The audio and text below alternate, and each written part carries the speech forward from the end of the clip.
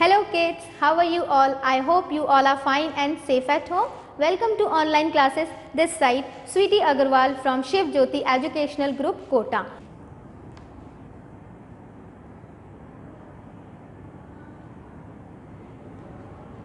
वर्ण और वर्णमाला। बच्चों, भाषा की सबसे छोटी इकाई को हम क्या कहते हैं? वर्ण कहते हैं। क्या कहते हैं हम? वर्ण कहते हैं।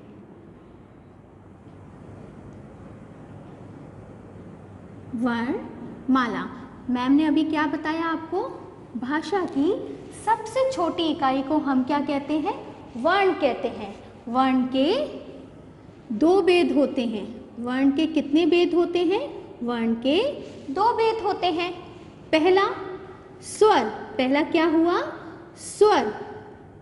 पहला हुआ स्वर और दूसरा क्या हुआ? व्यंजन। दूसरा क्या हुआ? व्यंजन। वर्ण के दो भेद होते हैं, स्वर और व्यंजन। स्वर 11 होते हैं। स्वर कितने होते हैं बच्चों? 11 होते हैं और व्यंजन 33 होते हैं। व्यंजन 33 होते हैं। भाषा की सबसे छोटी इकाई को वर्ण कहते हैं। वर्ण के दो भेद होते हैं, स्वर और व्यंजन। तो बच्चों, आपने क्या देखा? स्वर 11 होते हैं, व्यंजन 33 होते हैं। Now turn your page. इधर देखिए, पेज नंबर 10। उसमें देखिए स्वर आपको 11 दिए हुए हैं।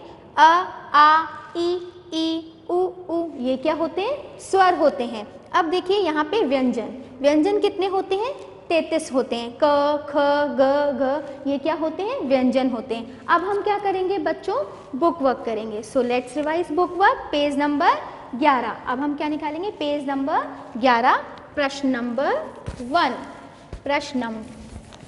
प्रश्न नंबर 1 निकालिए और पेज नंबर 11 पे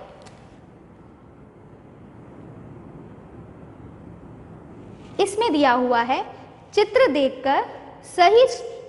देखकर सही स्वर से शब्द पूरे कीजिए। आपको पहला चित्र किसका दिया हुआ है? देखिए, आम। पहला किसका दिया हुआ है? आम। तो यहाँ पे आपको अ, आ दिया हुआ है। चित्र किसका है? तो अब हम यहाँ पे क्या लिख देंगे? म। आपको ये गिवन है ना, आम आपको दिया हुआ है। अब देखिए दूसरा चित्र किसका है?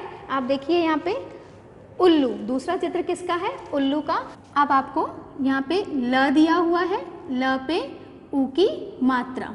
अब हम यहाँ पे क्या लिखेंगे? इस वाले ब्लैंक में हम ऊ। क्या आएगा? ये उल्लू। उसी तरीके से अब तीसरा नंबर देखिए, तीसरा चित्र किसका है? ऐनक। तीसरा चित्र किसका है? ऐनक।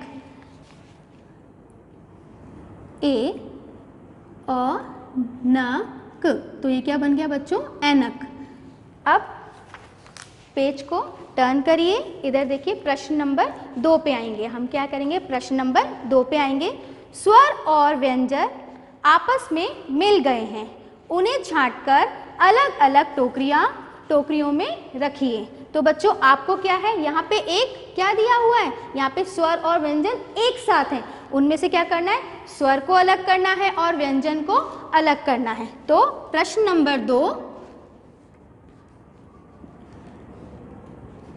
प्रश्न नंबर 2, अब मैं यहाँ पे क्या करूंगी? देखो, पहले क्या दिया हुआ है? अ, उसके बाद प, उसके बाद स, उसके बाद आ। तो अब मैं इनमें से क्या करूंगी? सबसे पहले मैं यहाँ पे स्वर को छांटूंगी। किसको छांटूंगी? सबसे पहले मैं यहाँ पे स्वर को। अब मैंने आपको बताया था स्वर 11 होते हैं। कौन कौन से होते हैं ये भी मैम ने बताया था। सबसे पहले अ देखिए, अ स्वर है या व्यंजन? अ स्वर है, तो मैंने स्वर के आगे क्या लिख दिया? अ। अब यहाँ क्या दिया हुआ है दूसरे नंबर पे? प। प व्यंजन है या फिर स्वर है? प व्यंजन है। प क्या है बच्चों? व्यंजन है। तो मैं यहाँ पे प क्या लिख दूंगी? प लिख दूंगी। फिर दूसरे वाले को देखिए, यहाँ दिया हुआ है स। स स्वर है या व्यंजन है? स व्यंजन है, तो मैं यहाँ पे स यहाँ लिख दूंगी। उसके बाद आ। आ स्वर है या व्यंजन है? आ। तो मैं आ को किसके आगे लिख दूंगी, स्वर के आगे लिख दूंगी। तो बच्चों ये क्या हुए, स्वर और व्यंजन, जो हमको समझ में आ गया। अब आप देखिए प्रश्न नंबर 3, अब हम किस पे आएंगे, प्रश्न नंबर 3 पे आएंगे। माला में छूटे गए स्वर लिखिए। अब बच्चों आपको क्या है, एक माला दे दी गई है, ठीक है। प्रश्न नंबर में 3 में क्या किया है, एक माला दी हुई है, उसमें आपको स्वर दिए हुए हैं। किस क्या दिए हुए हैं, उसमें आपको स्वर दिए हुए हैं। देखिए दिए हुए अ, आ, ई।